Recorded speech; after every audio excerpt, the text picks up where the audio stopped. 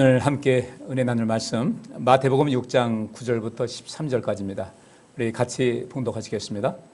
그러므로 너희는 이렇게 기도하라. 하늘에 계신 우리 아버지여, 이름이 거룩히 여김을 받으시오며 나라의 임하옵시며 뜻이 하늘에서 이룬 것 같이 땅에서도 이루어지이다. 오늘날 우리에게 일용할 양식을 주옵시고 우리가 우리에게 죄 지은 자를 사하여 준 것 같이 우리 죄를 사하여 주옵시고 우리를 시험에 들게 하지 마옵시고 다만 악에서 구하옵소서. 나라와 권세와 영광이 아버지께 영원히 있사옵나이다. 아멘. 오늘 우리가 함께 살필 말씀은 12절 말씀입니다. 우리가 우리에게 죄 지은 자를 사하여 준 것 같이 우리 죄를 사하여 주옵시고, 저는 이 본문만 가지고 주기도문 9번째 시간인데 우리 죄를 사함받기 위하여라는 주제로 함께 은혜를 나누도록 하겠습니다. 여기 12절 말씀에 우리가 우리에게 죄 지은 자를 사하여 준 것 같이 우리 죄를 사하여 주옵시고라고 했을 때 이 한 문장의 가장 핵심적인 내용은 우리 죄를 사하여 주옵시고라는 그런 것입니다. 물론 그 앞서서 우리가 우리에게 죄 지은 자를 사하여 준 것 같이라는 말이 들어있지만 우리가 우리 죄를 사함받는 것이 우리에게 너무 소중한 것이거든요. 왜냐하면 우리 죄를 사함받아야 우리가 천국에 갈 수 있기 때문에, 우리 죄를 사함받아야 이 세상에서 더욱더 복된 삶을 누릴 수 있기 때문에 우리의 죄를 사함받는 것이 굉장히 중요한 것인데, 그럼 우리가 하나님께로부터 우리 죄를 사함받기 위해서는 어떤 그런 마음을 가져야 될 것인가? 우리가 우리에게 죄 지은 자를 사하여 준 것 같이라는 그 내용에 우리가 좀 관심을 가질 필요가 있습니다. 그래서 오늘 가장 중요한 그 핵심은 우리의 죄가 사함받기 위해서 우리가 어떻게 될 것인가? 그 다음에 우리의 죄를 사함받는 그런 과정 속에서 어떤 모습으로 우리가 주 앞에 서야 우리의 죄가 사함받을 수 있는 것인가에 대해서 한번 살펴보도록 하겠습니다. 시편 32편 1절부터 5절까지 말씀을 해. 허물의 사함을 얻고 그 죄의 가리움을 받은 자는 복이 있도다. 마음에 간사가 없고 여호와께 정죄를 당치 않는 자는 복이 있도다. 내가 토설치 아니할 때에 종일 신음함으로 내 뼈가 쇠하였도다. 주의 손이 쥐하로 나를 누르시오니 내 진액이 화하여 여름 가물에 마른같이 되었나이다. 내가 이르기를 내 허물을 여호와께 자복하리라 하고 주께 내 죄를 아뢰고 내 죄악을 숨기지 아니하였더니 곧 주께서 내 죄의 악을 사하셨나이다. 여기서 1절에 허물의 사함을 얻는 자가 복이 있다 그랬는데, 여기 5절 말씀 보니까 내가 이르기를 내 허물을 여호와께 자복하리라 이렇게 말하셨어요. 또 그 죄의 가려움을 받은 자는 복이 있다. 하나님께 모든 것을, 이 죄를 고백하고 자기의 죄 사함을 위해서 간절히 간구했더니 주께서 내 죄의 악을 사하셨나이다. 하나님께로부터 그 허물의 사함을 얻고 그 죄의 가려움을 받은 자는 복이 있다고 했는데, 어느 정도의 복이 있을까? 영생의 복이 있는 것이죠. 이 땅에서 안전하게 세상을 살아갈 수 있는 것이죠. 바로 이 시편 기자는 이 말을 하고 있는 겁니다. 오늘 이 말씀 보면서 허물의 사함을 얻고 그 죄의 가려움을 받은 자는 복이 있다. 우리가 하나님 믿는 이유가 무엇이겠습니까? 예수 믿고 구원받았다고 합니다. 우리가 그래서 세례를 받습니다. 세례를 받는 목적이 무엇이겠어요? 내가 이전엔 하나님을 알지 못했습니다. 그러다가 하나님을 알게 됐어요. 근데 그 하나님을 처음엔 잘 몰랐습니다. 그저 성경 읽고 보니까 이런 일이 있었다. 어떤 옛날 이야기 같이, 어떤 처음엔 소설 같은, 사실이 아닌 어떤 소설 같은 그런 내용이었지만 하나씩 둘씩 그 말씀을 가까이 하면서 그 말씀이 우리 속에서 뿌리를 내리게 되고, 그러면서 우리의 믿음이 조금씩 자라게 되는데, 그럼에도 불구하고 우리 인생은 여전히 연약한 인생이고, 아담과 하와가 그리하였듯이 여전히 이 잘못된 것에 미혹하는 그런 영의 마음을 뺏기고 그 삶이 죄로 이어지는 그런 것을, 그렇게 살 수밖에 없는 그런 연약한 존재인 것을 우리 모두는 알고 있고, 하나님께서도 그것을 알고 계셨습니다.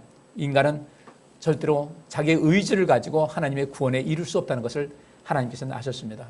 물론 그런 모든 것을 기대를 갖고 아담과 하와를 그 에덴 동산에 주셨지만 인간의 욕심은 끝도 없어서 하와는 또 아담은 그 선과 악을 알게 하는 나무의 실과를 먹으면 눈이 밝아져서 하나님과 같이 된다는 그 말에 미혹되고 말았습니다. 바로 미혹될 수밖에 없었던 그 아담과 하와의 그 심성이 우리 모두도 갖고 있는 것인데, 그래서 우리는 늘 죄와 같이 살아가고 있습니다. 우리 속에는 내 심령이 그렇기 때문에, 우리 심성이 그렇기 때문에 죄와 늘 같이 갈 수밖에 없는 것인데, 어떻게 하면 이 죄를 이길 수가 있을까? 어떻게 하면 이 죄와의 거리를 멀리하고 하나님과 가까이 할 수 있을까? 관심을 많이 가질 필요가 있는 것이거든요. 그래서 이 시편 기자는 허물의 사함을 얻고 그 죄의 가려움을 받은 자는 복이 있다는 것을 하나의 자기 경험으로 이야기를 하고 있습니다. 바꿔 말하면 그가 이전에 뭐가 있었다는 거예요? 허물이 있었던 것이고 그 죄를 가지고 있었다는 것을 이야기하고 있습니다. 그런데 허물의 사함을 얻고 그 죄의 가리움을 받은 이 경험이 있는 사람들은 그 이후에 허물이 있다 할지라도 그 어떤 죄가 있다 할지라도 그것에 다시금 허물의 사함을 얻을 수 있고 그 죄의 가리움을 받을 수가 있다는 것을 알고 끊임없이 하나님께 가까이 하면서 그 말씀 가운데 살고 내 삶을 끊임없이 새롭게 변화시키는 그런 인생을 살아갈 수가 있는 것이거든요. 그렇게 살다 보니까 점점 그 마음에는 간사가 없어집니다. 여호와께 정죄를 당치 않습니다. 그래서 마음에 간사가 없고 여호와께 정죄를 당치 않는 자는 복이 있다 그랬는데 그런 자기 자신 있는 그 허물 때문에 그 죄 때문에 그 간사함 때문에 많이 정죄를 받고 어려움을 겪었던 것 같습니다. 이럴 때 그가 어떤 길을 발견했습니다. 자기가 진정으로 자유함을 얻을 수 있는 그런 길을 발견했고 복을 얻을 수 있는 그런 길을 발견했습니다. 어떻게 발견했는가? 3절 말씀에 내가 토설치 아니할 때에 종일 신음함으로 내 뼈가 새하였도다.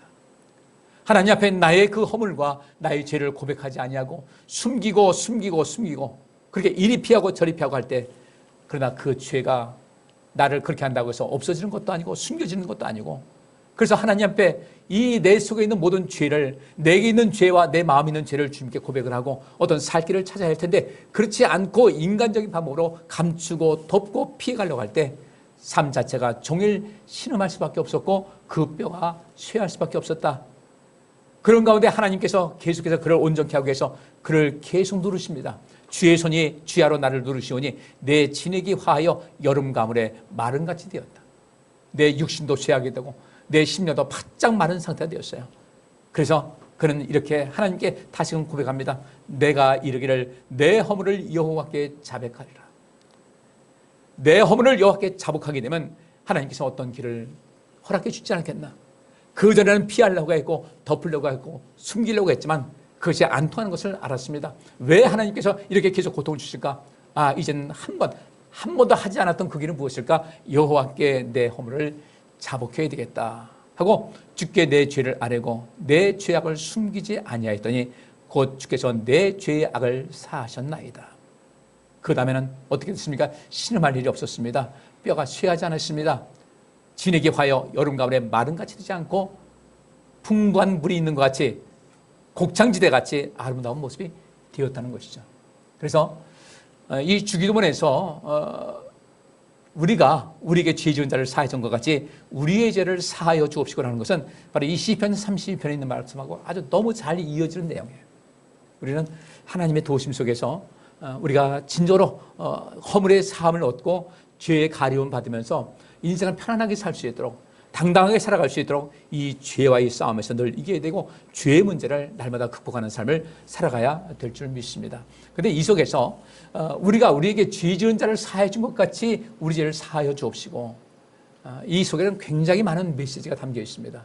여기서 가장 중요한 것은 우리의 죄를 사해 달라고. 근데 이 우리의 죄를 사해 달라는 것은 그 앞에 우리가 우리에게 죄 지은 자를 사해 준 것 같이 바로 죄 사함의 은혜를 인간관계 속에서 누군가를 용서한 경험, 누군가로부터 용서받은 그 경험이 바로 하나님께 가까이 나가는 중요한 수단이 된다는 것을 말을 하고 있어요. 여기서 우리가 우리에게 죄 지은 자 할 때 죄 지은 자라는 것은 오페일레테스라는 단어인데 빚진 자, 채무자, 의무를 지고 있는 자, 은혜를 입은 자를 말합니다. 작은 돈이야 넘어갈 수가 있겠죠. 어떤 사람들은 누구 친구를 또 누구 집안을 빚보증 선다고 해가지고 그것을 또 부부간에 있을 때 합의한 것도 아니고 아내 모르게 남편 모르게 그걸 보증 섰다가 집이 다 날아가고 집이 날아간 것뿐 아니라 그 다음에 갖고 있던 동산도 압류가 돼가지고 완전히 누구 때문에 완전히 폭삭 주저앉아서 인생 망가진 그런 사람도 있습니다. 뭐 입장 바꿔놓고 생각하시자고요. 그런 사람이 있다 할 때 내게 내 인생 하루아침에 몰락시킨 어떤 사람이 있다고 할 때 그 사람이 와서 용서해달라고 하면은 과연 우리가 쉽게 용서할 수가 있을까? 내게 빚을 진 사람이에요. 내 채무자인데 내가 많은 것을 빌려갔어요. 그렇게 된다고 할 때 어떻게 되겠습니까? 우리가 내가 빚을 진 사람이 내게 엄청난 그런 손해를 입힌 사람입니다. 쉽게 말하면요. 채무자가 빚을 안 갚았다고 할 때는 내게 경제적인 면이나 어떤 정신적으로 굉장히 큰 고통을 안겨준 것이거든요. 손해를 준 거예요. 그런 사람들을 용서할 수 있다. 쉽지 않은데 이제 하나님께로 이제 초점을 맞춥니다. 하나님께서는 우리 사람을 만드셨습니다. 온갖 좋은 것을 다 주셨는데 사람들은 점점 하나님께로부터 멀어지고 있습니다. 우리 인생도 한번 보셔야 되거든요. 우리가 볼 때 초기 교회에서 그렇게 열성이었는데 지금 오늘날 이 기독교는 어떤가 많이 식어졌잖아요. 그러면 이 기독교 전체 역사를 보면서 초기 교회와 오늘날 교회를 보지 말고 내가 처음 주님을 만나서 주의 은혜를 체험할 때하고 그때하고 지금 봤을 때 마치 초기 교회의 그 열정과 지금 오늘날 그 교회가 몰락해가는 이 모습같이 혹시 나는 기독교 역사가 아니라 내 역사를 볼 때 나는 처음 주님 만났을 때 그 간절한 은혜와 그 기쁨과 열정이 지금 나와 비교했을 때 얼마만큼 됐을까 한번 살필 필요가 있는 것이거든요. 우리는 주님보다는 늘상 세상에 가깝고 세상적인 어떤 재미라든지 이런 것이 늘 좋습니다. 늘 즐겁고 그 모든 것이 좋고 세상 싫어하라는 얘기는 아니에요. 세상 우리가 좋은 것을 많이 맛봐야 되겠죠. 그러나 항상 우리가 관심 가져야 될 것은 주 안에서라는 겁니다. 주 안에서라는 것은 하나님과의 그런 밀접한 관계 속에서 누리게 되면 더욱더 많은 것을 누릴 수가 있는데 자꾸 주님 떠나서 하려다 보니까 내 삶 속에서 더 좋은 것을 맛보지 못한다는 것이죠. 하나님께서는 우리를 그렇게 만드셨습니다. 좋은 것을 주시고 다 주셨는데 이 세상 역사를 보니까 성경 역사를 봐도 그렇고 점점 하나님과 멀어지는 그런 상태였어요. 이스라엘 백성들 그들을 제사장 나라로 택하셨습니다. 그들에게 온갖 혜택을 주셨습니다. 애굽에서 나올 때부터 이건 기적 그 자체가 기적이었습니다. 기적적이 아니라 그 자체가 기적이었어요. 그 기적 속에서 그들은 늘상 보살핌 받았지만 그들은 가나안 땅 들어가는 과정에서부터 가나안 땅 들어간 다음에도 끊임없이 하나님께로부터 멀어졌습니다. 늘상 하나님은 마음 아프셨던 것이죠. 우리의 삶 속에서 그 하나님의 은혜를 생각하면 참 말할 수 없는 큰 은혜를 받았거든요. 우리는 아무리 하나님을 사랑한다고 해도요, 사랑은 내리사랑이라고 하나님께서 우리를 사랑하시는 것 감당할 수 없는 것인데 우리는 그 하나님께서 우리를 용서하신 그 사랑을 그 은혜를 한번 체험해보자는 거예요. 그래서 우리가 우리에게 죄 지은 자를 사해 준 것 같이 우리 인생 살아가면서 용서도 해보고 용서받는 삶을 살다 보면 야, 용서한다는 것이 이렇게 마음에 뿌듯함이 있구나. 용서받는다는 것이 이렇게 우리 삶에 큰 힘이 되는 걸 알게 되고 그 다음에 하나님의 그 사랑이 어떤 것인지를 알게 될 수가 있다는 것이죠. 재산이야 없다가도 다시 있을 수 있는 것이지만 우리의 영원한 생명은 한 번 얻는 것이 어렵고요. 그것 끝까지 지켜야 되지 않겠습니까? 끊임없이 하나님을 사람들은 멀리했어요. 역사가 그랬습니다. 우리도 어떤 걸 한번 보셔야 돼요. 우리도 하나님의 은혜를 안다면은 여기 죄 지은 자라는 것은 더 나아가서 의무를 지고 있는 자, 은혜를 입은 자라는 뜻이에요.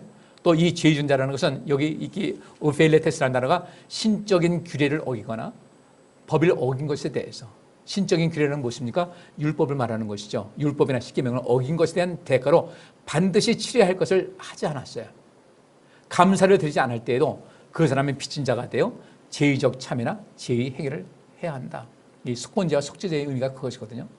이 속건제라는 것은 그 하나님의 성물에 대해서 어떤 그 피해를 입혔을 때든지 또 어떤 인간관계 속에서 누군가에게 피해를 입혔을 때 하는 것이 속건제인데 이 속건제는 두 가지가 있습니다. 누군가에게 손해를 입혔다고 할 때는 그 원금에다가 20%를 할증해서 갚으라고 성경은 말씀하고 있어요. 레위기에 그 말씀이 있습니다. 그리고 반드시 하나님께 제물을 드려서 이것은 뭐 돈이 많은 사람 또 돈이 적은 사람들은 각각 어떤 수준이 있습니다. 정말 없는 사람 같으면 곡식을 가져서라도 하나님께 이 제물을 드려서 자기 죄를 속하는 것이 있었습니다. 어느 정도냐면요. 어떤 사람이 몸이 아팠습니다. 몸이 많이 아팠어요. 네, 고침받았습니다. 이때도 하나님께 속건제를 드렸어요. 하나님께 제물을 또 드린 겁니다. 왜 그랬을까? 이 병이 왜 왔는지 몰라요. 그냥 전염병에서 걸렸는지 어떤지 모르지만 혹시라도 내가 하나님께 잘못한 것이 있어서 죄에 이런 병이 걸리지 않았을까 싶어서 혹시라도 하나님 앞에 잘못한 것이 있어서 혹시 이런 병이 걸린 것 아닌가 싶어서 별도로 하나님께 속건 제물 제사를 드렸던 겁니다. 그렇게 하나님께서는 율법을 통해서 우리 사람들을 좀 더 깨끗하고 온전하게 살기를 간절히 바라는 마음으로 끊임없이 우리를 정화시키는 그런 일을 많이 말씀하셨어요. 우리도 끊임없이 정화시켜야 되거든요. 우리가 이제 초기화시킨다는 거 알지 않습니까? 어떻게 뭔가 이 기계가 오작동 일으킨다? 그러면 초기화시키는 거예요. 전원을 뺐다가 얼마 있다 끼워가지고 초기화시키듯이 우리 삶도 끊임없이 초기화를 시켜서 어떤 오염된 것이 있으면 오염된 것으로부터 벗어나서 하나님의 은혜 가운데 살아야 될 텐데 이게 안 된다는 거죠. 그래서 레위기의 정결에 관한 이런 모든 것은 죄 지은 자에 대한 모든 것을 이야기를 하고 있는데 하나님께로부터 죄사함 받는다는 것은 우리가 천국 가는 보장을 받는다는 의미예요. 하나님께로부터 이 죄사함 받아서 내가 천국 갈 수 있다. 근데 우리 자신을 돌아보니까 우리는 많이 오염되어 있는 것이 사실이라는 겁니다. 그래서 끊임없이 이 오염된 것을 정화시키는 작업이 필요하다. 우리가 자주자주 우리 몸을 씻는 것 같이 우리 속사람도 계속해서 씻음을 통하여 우리가 온전한 사람이 되어야 되겠다. 그래서 이것이 하나님께로부터 그 은혜를 입은 자로서 의무를 지고 있는 자로서 여기서 이 죄 지은 자가 빚진 자 채무자인데 이 단순하게 경제적인 어떤 채무자 정도가 아니라 우리 죄 때문에 죽을 수밖에 없었음에도 불구하고 우리를 살리자고 우리 하나님께서는 어떻게 하셨어요? 아들을 보내신 거예요. 어디로? 죽음의 자리로 보내신 겁니다. 그토록 우리를 사랑하셨다는 거죠. 그러면 그 아들이 하나님의 외아들 예수님께서 이 땅에 오셔서 그 죄를 대신 질 수밖에 없을 만큼 그래서 죽을 수밖에 없을 만큼 우리의 죄의 무게가 굉장히 무겁다는 얘기인데 우리는 이 죄의 무게를 어떻게 감당할 것인가? 이 죄의 무게를 좀 벗고 살았으면 좋겠습니다. 그래서 여기 있는 대로 주의 손이 주야로 나를 누르시오니 내 진액이 화하여 여름 가을에 마른같이 됐다.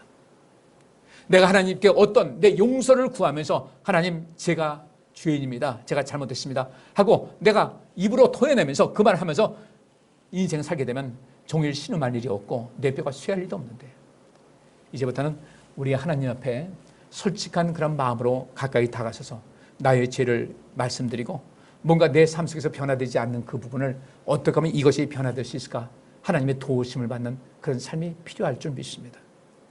이것을 문제로 내놔야만 하나님께 하나님 이러이러한 문제가 있는데 내 삶이 도무지 변화가 되지 않습니다. 내 인간의 의지가 너무 약하고 너무나 힘이 듭니다. 하나님 나를 도와주옵소서. 우리 이런 그 삶이 온전해야 되는 것이거든요. 어떻게 우리가 삶을 온전하게 살아갈 수 있을까? 어떻게 내 허물의 사함을 얻고 그 죄의 가림을 받은 이런 복 있는 삶을 살아갈 수 있을까? 어떻게 하면 이 허물의 사함을 받고 죄의 가림을 받아서 천국에 무사히 안착할 수 있을 것인가?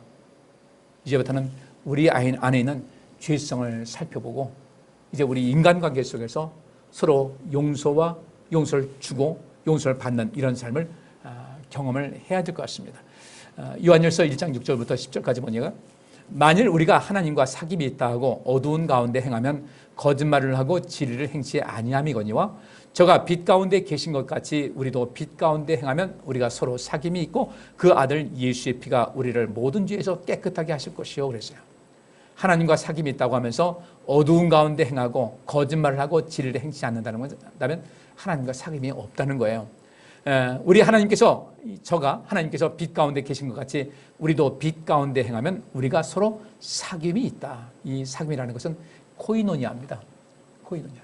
우리가 보통 그러죠. 교제하고 그리고 사귀고 하는 그런 것. 그래서 이 코이노니아라는 이것이 코이노노스라는 그 단어예요. 이것은 동역자라는 뜻인데 우리가 빛 가운데 계신 우리 하나님과 같이 우리도 빛 가운데 행하면 우리가 서로 사귐이 있다는 것은 우리 하나님과 내가 동역자이고 동행자고 동료가 된다는 거예요. 그래서 그 아들 예수의 피가 우리를 모든 죄에서 깨끗하게 하실 것이다. 오늘 이 시간 통해서 우리 인간관계에서도 용서의 그 놀라운 능력을 체험하고 하나님의 용서를 부음받고 그 용서의 힘을 통해서 그 은혜를 부음받은 속에서 우리 하나님께 내가 이 은혜를 어떻게 갚을 것인가에 대한 새로운 그 이미지가 떠오르시기를 간절히 바랍니다. 그래서 9절에 만일 우리가 우리 죄를 자백하면 저는 미쁘시고 의로우사 우리 죄를 사하시며 모든 불의에서 우리를 깨끗게 하실 것이다. 우리가 죄를 자백하면요. 죄를 자백하는 것이 하나님과의 관계도 그렇고 인간관계에서도 역시 마찬가지입니다. 내가 어떤 실수가 있었다, 잘못한 것이 있었다. 우리는 그것을 자꾸 변명하지 말고 어떤 방어 기제를 써서 변명하고 회피하고 하지 말고 우리 인간관계 속에서도 내가 미안하다는 말, 잘못했다는 말 할 수 있어야 되고요. 또 기꺼이 누군가 그런 그 잘못했다는 말을 들으면 우리가 어떻게 해야 되겠습니까? 용서할 줄도 알고 그래야 되는데 이 관계가 잘 안 되는 거예요. 그 관계가 안 되기 때문에 하나님과의 관계도 잘 안 되는 거죠. 우리 삶을 어떻게 하면 좋을 것인가? 부부간에도 서로 잘못한 것이 있으면, 실수한 것이 있으면 용서를 구하고 용서해주고, 부모와 자식 간에도 마찬가지고, 또 서열상 윗사람과 아랫사람 사이 속에서도 마찬가지예요. 윗사람도 아랫사람을 향해서 미안하다는 말도 할 수 있어야 되고, 아랫사람도 윗사람에 대해서 그렇게 할 수가 있어야 되고, 형제간에도 할 수 있어야 되고, 이런 것이 되면 그 자체가 어떤 신뢰관계가, 사귐이 있다는 그 말씀대로 사귐이 형성이 되는 것인데, 이것이 안 되게 되면 사귐이 잘 될 수가 없어요. 하나님과의 사귐은 너무나 소중하거든요. 그 하나님과의 사귐이 단절되는 이유가 무엇인가 하면 결국 죄진 거예요. 그래서 하나님께서 우리에게 속죄제를 말씀하셨고, 속건제를 말씀하셨고, 그 속죄제와 속건제 이 모든 것을 합해서 나중엔 예수님을 이 땅에 보내셔서 희생제물을 삼으시고 우리를 위해서 대신 죽으시고 또 부활하심을 통해서 우리도 살게끔 만드신 거거든요. 우리는 하나님께로부터 너무나 많은 빚을 줬습니다. 아까 이 어메이징 그레이스가 바로 그거예요. 이전엔 내 눈이 감겨서 하나님의 은혜가 은혜인 줄 모르고, 돈 버는 것이 인생 성공한 걸 알고 그저 노예 한 사람에 더 끌고 오려고 부부간 사이를 떨치고 부모와 아이들 관계 떨쳐버리고 울며 불며 살려달라고 해도 내 돈 버는데 그런 것은 눈에도 들어오지 않던 그 사람, 눈이 멀었기 때문에 그런 거예요. I was blind. 여러분들, 우리 함께 눈이 열릴 수 있기를 간절히 바랍니다. 하나님의 은혜가 어떤 것인지 알고 이제부터 하나님의 은혜를 안다면 하나님의 은혜를 어떻게 보답할 것인가에 대한 생각을 하셔야 돼요. 하나님께서 우리에게 뭔가를 요구하지 않습니다. 돈 없는 자도 와라. 돈 없이 값없이 와서 포도주와 젖을 사서 먹고 마시고 그 안에서 행복하라고 주께서 말씀하시는 거거든요. 저는 성경에서요, 전도서를 보니까 이런 말씀이 있죠. 내 가족들과 함께, 거기서 내 아내라고 하지만 가족들과 함께 먹고 마시며 즐거워할지어다 라고 했는데, 우리가 다 먹고 마시는데 이게 뭔 뜻인가 봤는데, 제가 어떤 그 의학 어떤 그 서적을 한번 보니까 이런 말이 있더라고요. 사람은 위장에서 사람의 어떤 그 인생의 행복과 기쁨과 즐거움을 느끼게 하는 이 전두엽에 있는 그 호르몬이 있습니다. 세로토닌이라는 그 호르몬이 있는데, 위장에서 그 세로토닌 호르몬이 80%가 나온답니다. 위장에서 생성이 된다는 거예요. 그래서 먹고 마시고 즐거워하라는 것은 바로 그거예요. 먹고 마시는 가운데 즐거움이 있는 것인데, 여러분들 먹고 마시는 즐거움을 얻기 위해서 늘 마음 편하게 인생을 사시기를 주의 이름으로 축복합니다. 여러분들, 우리 그 인생을 살아가면서 참 생각할 것이 굉장히 많이 있어요. 어떻게 하면 우리가 인생을 아름답게 행복하게 살아갈 수 있을 것인가? 어떻게 하면 멋지게 인생을 살 것인가? 먹고 마시면서 즐거워하시고요. 명절 때 살 많이 찌셨어요? 빼면 된다 생각하시고 편안하게 지내시고, 그렇게 항상 우리의 마음을 즐거운 마음으로 하게 되면 우리 인생에서 좋은 것이 보게 돼요. 제가 오늘 주보에 그 뒤에 그 컬럼란에 이렇게 썼습니다. 인생이 바뀌는 말 해가지고, 죽겠다, 망했다, 틀렸다, 힘들다, 비쳤다라는 말은 입 밖으로 내지 않는다. 돈이 없다, 시간이 없다라는 말은 쓰지 않는다. 사랑합니다, 감사합니다, 고맙습니다라는 말은 아끼지 말라. 이게 굉장히 중요한 거예요. 여러분 입에서는 주로 어떤 말이 나옵니까?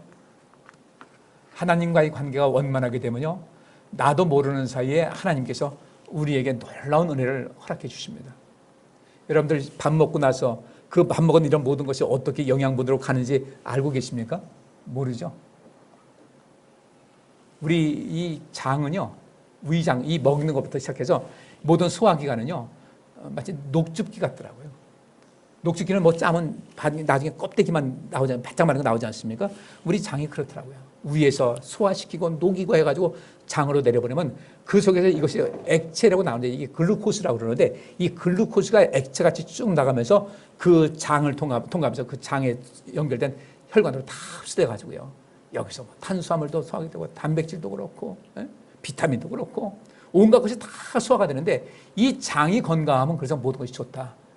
근데 장이 편치 못할 때 있잖아요. 과민성. 우리가 하나님 앞에 여기 있는 말씀 있죠? 내가 토설치 아니할 때 종일 신음함으로 내 뼈가 쇠하였다. 우리 하나님 앞에 내 잘못된 것을 말씀드리고 온전케 되기를 간절히 바라면서 하나님 도움을 주옵소서라고 하게 되면은, 그래서 우리가 내 허물을 여호와께 자복하고 내 죄를 아뢰게 되면은 하나님께서 내 죄의 악을 사하심을 통하여 우리 삶의 진정한 행복과 기쁨이 넘치게 될 줄 믿습니다. 그러면 이것을 다시 말씀드리지만 어떻게 경험할 것인가? 우리 살아가는 가운데 여러분 가족 안에서 우리 많은 만남의 어떤 공간에서 시간 속에서 용서와 기쁨을 함께 나누는 거예요. 용서해주고 용서를 받는 이 경험이 많으면 많을수록 이 세상 살아갈 때 어떤 것이 있겠습니까? 어린아이들이요, 잘못한 걸 씻을 때 야단치면서도 그것을 용서의 기쁨을 맛보게 되면 그 아이들은 그 속에서 인생의 진정한 즐거움을 맛보게 됩니다. 어떻게 우리가 인생 살아갈 것인가? 오늘부터 하나님과의 관계, 인간관계 모든 것을 새롭게 하면서 멋지게 살아갈 수 있기를 간절히 바랍니다. 이 성령 받는 것도 마찬가지예요. 성령 받는 것도 하나님께로부터 죄사함 받을 때 성령이 임한다는 거예요. 사도행전 2장 36절부터 41절, 그런즉 이스라엘 온 집이 정령할지니 너희가 십자가에 못 박은 이 예수를 하나님이 주와 그리스도가 되게 하셨느니라 하니라. 저희가 이 말을 듣고 마음에 찔려 베드로와 다른 사도들에게 물어가로되 형제들아 우리가 어찌할까 하거늘 베드로가 가로되 너희가 회개하여 각각 예수 그리스도의 이름으로 세례를 받고 죄사함을 얻으라. 그리하면 성령을 선물로 받으리니 이 약속은 너희와 너희 자녀와 모든 먼데 사람 곧 주 우리 하나님이 얼마든지 부르시는 자들에게 하신 것이다 라고 말씀하셨어요. 여기서 성령이 임했습니다. 오순절 지키러 왔던 많은 유대인들이 이제 그 속에서 오순절 속에서 역사를 받고 베드로의 설교 들었습니다. 마음에 찔렸습니다. 아, 우리가 저 예수라는 사람은 우리가 이단자라고 알았는데 저 예수는 하나님의 아들이시고 메시아로 오신 것이구나. 마음에 찔렸습니다. 우리가 어찌할꼬? 우리가 하나님의 아들을 모독했는데 메시아를 거부하고 죽였는데 어떻게 하면 좋을까? 그래서 형제들아 우리가 어찌할꼬? 안타까워서 이렇게 얘기한 겁니다. 하나님께 미안한 마음을 드리는 거죠. 베드로가 가로되 너희가 회개하여 각각 예수 그리스도의 이름으로 세례를 받아라. 그러면 죄사함을 얻게 되고 그러면 성령을 선물로 받을 것이다 했습니다. 이 두 가지입니다. 회개하고 예수 그리스도의 이름으로 세례를 받으라는 겁니다. 회개라는 것은 뉘우치고 새로워지는 것이 회개 아니에요. 그리고 각각 예수 그리스도의 이름으로 세례를 받아라. 나 세례 받았는데요. 그 세례 말고요. 여기서 말하고 있는 세례는 우리가 날마다 회개할 것이 얼마나 많습니까? 우리 삶은요. 이렇게 했으면 좋겠다. 여러분도 우리 여기서 많은 앱이 있죠. 어떤 프로그램이요. 계속해서 업데이트 되죠. 그죠? 업데이트 돼요. 여기서 빠졌구나. 이것도 또 업데이트 시키고 계속해서 발전하고 성장하듯이 우리의 인생을 하나님과의 관계와 인간관계에서 뭔가 보다 더 새로운 것을 위해서 뉘우칠 고칠 게입니다. 뉘우치고 고치고 그 다음에 예수 그리스도의 이름으로 세례를 받는 겁니다. 세례라는 것이 무엇이에요? 세례는 물에, 옛날 초기 세례는 물에 완전히 잠궜다가 이렇게 세우는 거 아니겠습니까? 우리 사람은 아가미가 없어요. 물 속에 들어가면 죽는 겁니다. 상징적인 것으로 물에다 완전히 잠가서 난 이제 죽습니다. 다시 이렇게 세우면서 이제 주의 뜻대로 살겠습니다. 나는 죽고 그리스도와 함께 살겠습니다라는 그런 의미거든요. 이 속에서 예수 그리스도의 이름으로 세례를 받으라는 것은 내가 이제 뉘우쳤습니다. 내가 이제 하나님께서 원하는 그 삶을 살아가야 되겠다 결심을 하고 날마다 그런 삶을 때로는 가다가 주저앉는다 할지라도 또 죄를 저지른다 할지라도 다시 일어나서 또다시 세례를 받는 거예요. 또다시 난 이제 주님께서 원하시는 그때대로 살겠습니다. 하나씩 둘씩 세상적인 것을 멀리하고 죄와 관계된 것을 멀리하면서 하나님께서 원하시는 그런 삶으로 매일매일 가다 보면 이 자체가, 그런 행위 자체가 죄사함을 얻는 그런 길이 되는 것이고, 그리하면 성령을 선물로 받을 것이다. 무조건 기도하면 성령 받는다고 하죠. 이 두 가지, 회개하고 예수 그리스도의 이름으로 세례를 받고, 이 예수 그리스도의 세례를 받을 때 우리가 처음 세례 받을 때 그것 말고 계속해서 성령 세례를 말하는 겁니다. 성령께서 역사하심을 통해 그 속에서 끊임없이 새로워지고 변화되는 삶을 살게 되면 이때 우리의 죄로부터 점점 거리가 멀어지게 되고 죄 사함 받게 되고 성령을 선물로 받을 수가 있다. 얼마나 복이 있어요. 우리 앞으로 그런 인생, 우리의 허물과 죄가 덮임받고 용서함 받아서 진정한 행복을 누려 살 수 있는 우리 성도님들 될 수 있기를 간절히 바랍니다. 마태복음 18장 23절부터 35절, 이러므로 천국은 그 종들과 회개하려 하던 어떤 임금과 같으니 회개할 때에 1만 달란트 빚진 자 하나를 데려오매 갚을 것이 없는지라 주인이 명하여 그 몸과 처와 자식들과 모든 소유를 다 팔아 갚게 하라 한데 그 종이 엎드려 절하며 가로되 내게 참으소서 다 갚으리이다 하거늘 그 종의 주인이 불쌍히 여겨 놓아보내며 그 빚을 탕감하여 주었더니 그 종이 나가서 제게 100데나리온 빚진 동관 하나를 만나 붙들어 목을 잡고 가로되 빚을 갚으라 하매 그 동관이 엎드려 간구하여 가로되 나를 참아주소서 갚으리이다 하되 허락하지 아니하고 이에 가서 저가 빚을 갚도록 옥에 가두거늘 그 동관들이 그것을 보고 심히 민망하여 주인에게 가서 그 일을 다 고하니 이에 주인이 저를 불러다가 말하되 악한 종아 내가 빌기에 내가 내 빚을 전부 탕감하여 줬거늘 내가 너를 불쌍히 여긴 것 같이 너도 내 동관을 불쌍히 여김에 마땅치 아니하냐고 주인이 노하여 그 빚을 다 갚도록 저를 옥졸들에게 붙이니라. 너희가 각각 중심으로 형제를 용서하지 아니하면 내 천부께서도 너희에게 이와 같이 하시리라. 제가 오늘 첫 부분에 말씀드렸습니다. 하나님의 용서를 우리가 경험했다면 먼저 내 죄가 얼마만큼 중한지를 알아야 되겠죠. 내 죄가 상당히 크다, 아주 심각하다는 것을 알지 못하게 되면 우리가 하나님의 죄사함의 은총을 받을 수가 없습니다. 그러다 보니까 내가 주님을 향한 어떤 내가 죄사함 받았다는 그 간절한 마음이 있고 정말 그 감격이 있어야 내게 은혜를 베푸신 그분께 충성을 다하게 되는 건데 오늘 똑같은 거예요. 1만 달란트를 어떤 사람에게 빚을 줬어요. 갚으라 하니까 돈이 없는데 어떡합니까? 다 팔아가지고 자식까지 다 팔아가지고 그 돈 가지고 갚게 해라. 뭐라고 합니까? 제발 좀 용서해달라고. 갚겠습니다. 갚겠습니다니까 이 주인이 너무 불쌍해서 탕감을 해줬어요. 1만 달란트입니다. 근데 이 사람이 나가다가 어떤 사람을 만났어요. 그 종이 나가서 자기한테 100데나리온 빚진 동관 하나를 만나 붙들어 목을 잡고 가르되 빚을 갚으라 그랬어요. 훨씬 더 자기가 탕감받은 것보다 훨씬 덜한 비교도 안 될 수밖에 없는 그런 것을 빚진 사람을 멱살 잡고 나를 치는 겁니다. 주인이 그 소식을 들었어요. 자기한테 돈 안 갚는다고 고발해가지고 감옥에 넣은 이 사람 얘기를 들었습니다. 똑같이 한 겁니다. 감옥에 넣어라. 언제까지? 빚 갚을 때까지.